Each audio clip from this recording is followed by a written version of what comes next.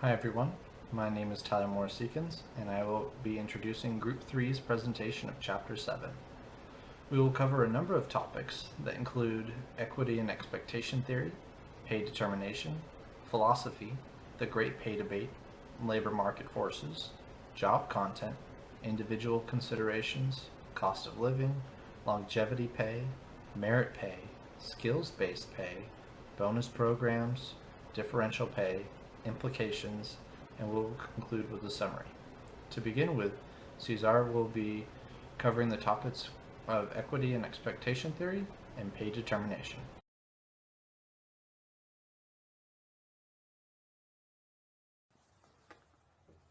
Thank you, Tyler, for that brief chapter overview. I will be discussing equity theory, expectancy theory, and pay determination. Equity theory states that an individual's job satisfaction is determined by their perception of fairness between their efforts and the rewards in place. The relationship is between performance and pay. Am I getting paid enough is the question that employees will be asking themselves. Now, expectancy theory examines the role of the individual's perception that determines their behavior. In other words, why and how employees make choices. There are three components in expectancy theory. Valence, which is the value that employees attach to the work they are doing. Instrumentality, which is the belief that higher performance will be rewarded. And expectancy, which is the belief that once I complete this task, a reward will follow. Simply put, people do things because they expect good outcomes, which they themselves value. Managers then have to ask themselves the following questions. Do employees value the rewards that are in place? Does staff see the link between being rewarded and their performance? Are staff confident and capable of completing their tasks? Both equity and expectancy theories have directly impacted the public sector's focus on comparative levels of pay, which leads to pay determination. How do organizations decide employee compensation? They do so through adhering to the existing law and organizational policies. The labor market using competitive pay analysis. They use job evaluations and take into account individual considerations that motivate employees. The pay systems in organizations reflect the existing law and policy, the labor market, job evaluations, and individual considerations. And pay adjustments reflect the employee's specific placement in the salary structure. The one thing to keep in mind is that pay determination is not an exact science. Every organization is different. Jennifer, our next presenter, will be walking us through those differences. Organizations can either choose to lead, match, and/or lag behind others. She will also discuss the great pay debate. Thank you. Hello, my name is Jennifer Morris, and the section I will be covering for Chapter 7 is Pay Philosophy and the Great Pay Debate. As we look at compensation, there are many factors that affect and impact employee pay. According to the text, pay philosophy includes match, lead, and lag. For organizations that lead, these are organizations that are willing to pay premium salaries.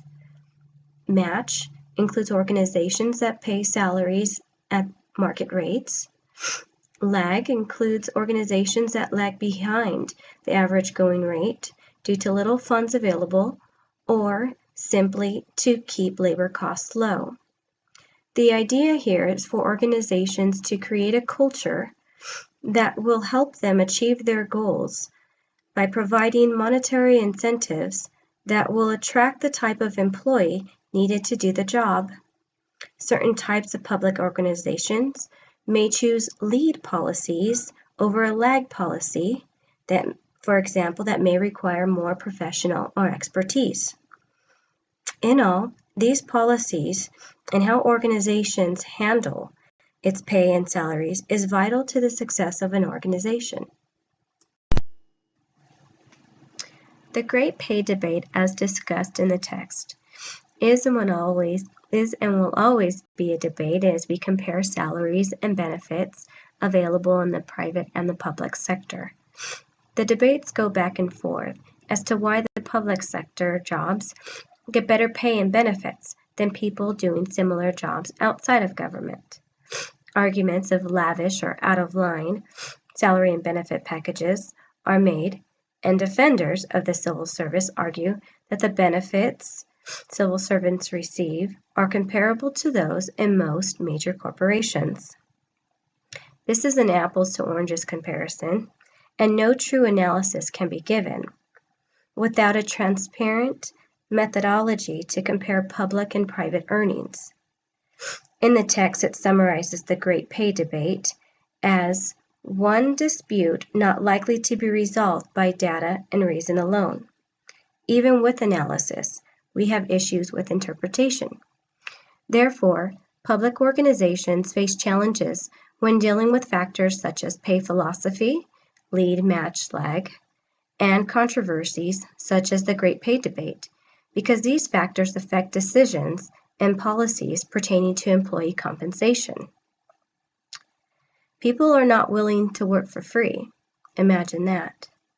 And in order to attract and retain good employees, compensation and factors that determine it are important to pay attention to. Thank you.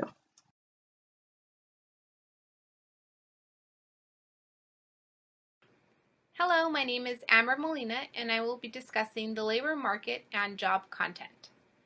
Our text discusses several factors that affect the labor market: different levels of spending, focus of expenditures, type of labor preferred, and contracts or laws that provide some worker stability. We could distinguish 5 submarkets in the labor market. 1. People who are highly skilled at functions of government and perform specialized white-collar work.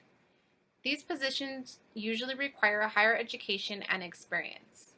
2. Clerical labor, those who provide administrative support.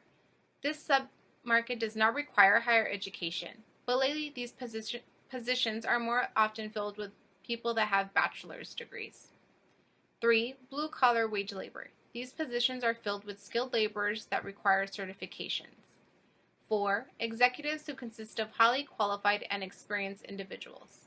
And 5. Professional occupations that require licensure. Compensation for these submarkets and individual positions are developed after a variety of research methods. The Bureau of Labor Statistics is used to find wages by sectors and industries. There are also state or region-specific stats. For example, my city is currently recruiting a director of finance, so I recently helped conduct a survey with neighboring public sector agencies to find what the average pay is for the director of finance in our area. When we talk about compensation or salaries, many solely think of pay. However, we must consider other costs associated with the position, like benefits, stipends, and potential travel expenses. Moving on to job content. Job content consists of pay decisions, job evaluations, and salary grades. Job evaluations are used to assess the value of each position in order to assign a salary grade.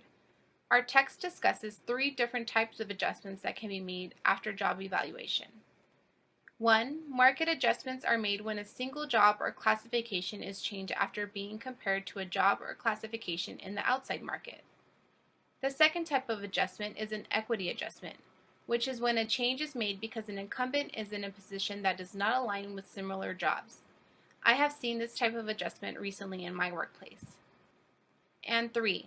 A major adjustment is a comp and class study, where an agency reassesses its entire organization's job worth. After job evaluations determine the value of a position, a salary is assigned with an attached pay schedule. The benefit of a pay schedule is to provide consistency and fairness to employees. Pay plans can either be lockstep, integrated, or elastic. Lockstep pay schedules consist of incremental step increases based on job performance, and the number of steps varies between agencies. An integrated system promotes stability and jobs. In this system, it takes a longer period of time to reach the end of the salary table. Therefore, employees are motivated to perform at higher levels to promote a higher grade. Elastic pay systems usually use the term pay ranges as opposed to pay grades. Salary structures are more flexible in elastic systems than in other systems previously mentioned because job levels are grouped into broad categories of related jobs. However, pay banding is known to increase payroll costs, reduce promotion opportunities, and if there are not written, detailed plans of how pay progression is distributed in the agency, they become more vulnerable of violations of the Equal Pay Act of 1963. Regardless of the type of system that is implemented at your agency, it is most important that your system is fair to all employees. Thank you.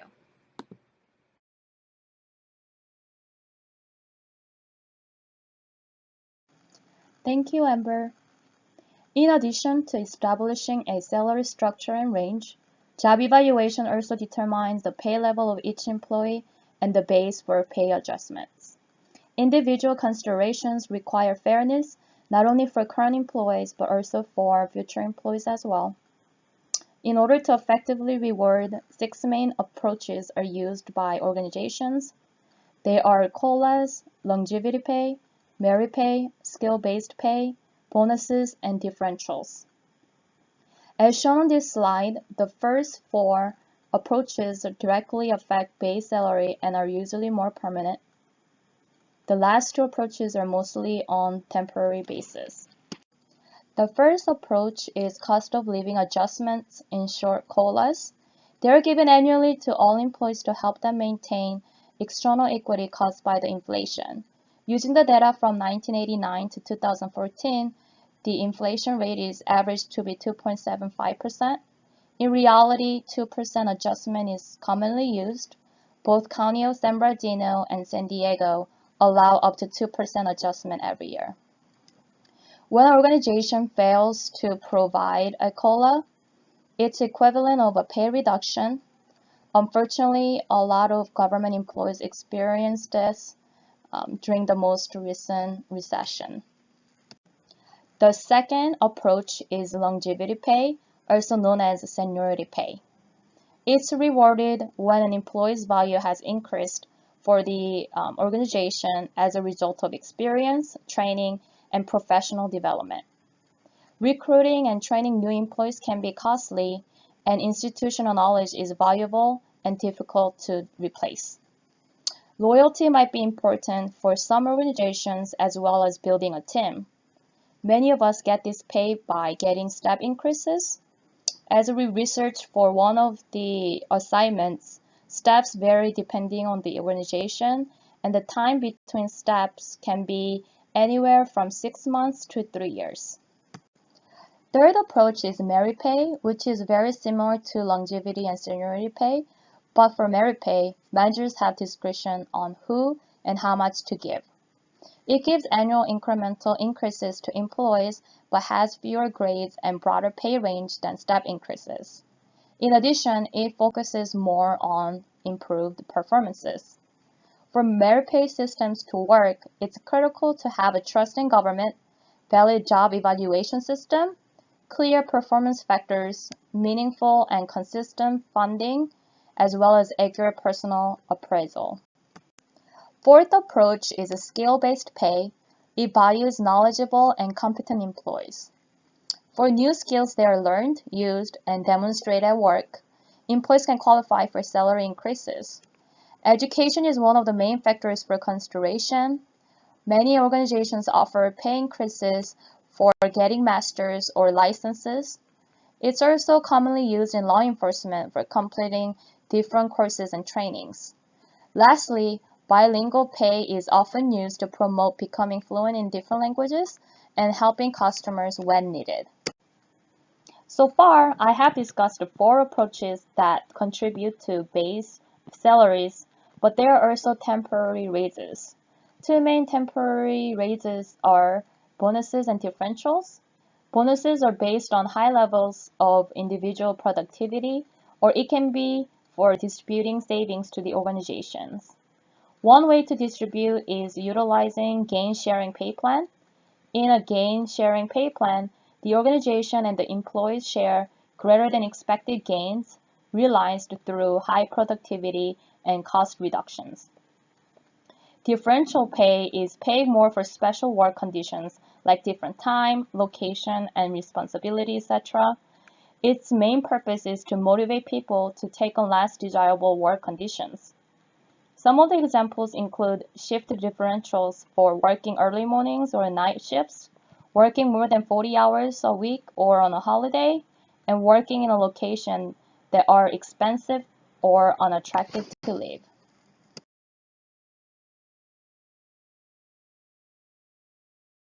Thank you, Anne, for your overview. Up next to cover is Chapter 7's Implications section. The first part of this is the peanut butter approach. This is essentially where the funds are spread more or less equally among employees to keep everybody from losing ground to inflation. The real issue is not per se the raises, aka the seniority, the merit, the skill, or the gain share, but essentially the size of the pay reductions that the employees receive. An example of this would have been when California went through a recession and all state employees had a 5% pay decrease. Another topic is inequity theory. This is essentially where there is a reduction in inequity by decreasing performance, increasing absences and tardiness, or just quitting. Employees resort to this type of theory when they feel that there is a threat in the office or that they aren't essentially getting their way. Many times it is easy to differentiate in the workplace where employees are taking advantage of equity theory, where there are large decreases in performance and managers and supervisors are addressing those issues adequately. The third topic at hand is the amount of pay. This is essentially the rational issue at hand. Many times employers and employees will revert to topics such as ineffective leadership, ineffective evaluations, different pay techniques to address the problems that they have in the workplace. The actual problem, though, that was identified is just the amount of pay that the employees are receiving. A recent example of this was when the state of California was going through a recession and all state employees had their current salaries capped, so they did not receive any 5% pay increases that they normally do in their respective classifications. A last topic in Chapter 7 is pay stagnation. Pay stagnation, however, was not defined as the sole problem for government workforces in the U.S. The real problem that was identified was the frustration and workforce burnout occurring through all levels of government in the U.S. Employees are experiencing a number of frustration issues and burnout times when they have been in their current classification or job title for a number of years without seeing any pay increase or upward mobility. Up next, we will conclude with a summary of the entire Chapter 7. Thank you, Tyler, for that overview of implications. To conclude, we will go over some of the main parts that we learned from Chapter 7. First, we learned that compensation is a people issue. Second, we learned that pay is a form of communication. Third, we learned that strategies rely on the culture and vision of the organization. Fourth, we learned that pay systems need to be consistent among all employees. And fifth, we learned that determination of pay is more of an art than a science. Another idea that we learned about is that the success or failure of organizations is primarily related in part to the reward systems that they incorporate. The last idea that we learned about is that a compensation system should seek to achieve external, internal, and individual equity as we discussed before. Thank you for watching.